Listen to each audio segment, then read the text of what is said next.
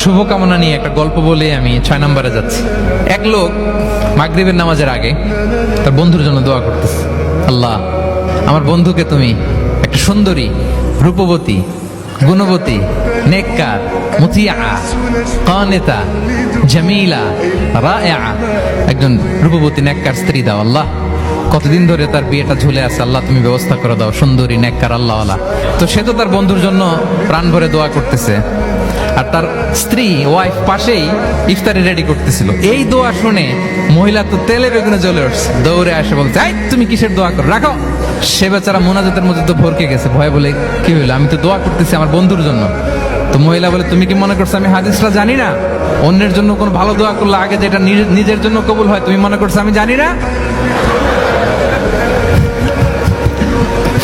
তুমি ভাবছো হাদিস শুধু তুমি একা জানো, আমি জানি না? না, কি সব দোয়া করো এগুলা?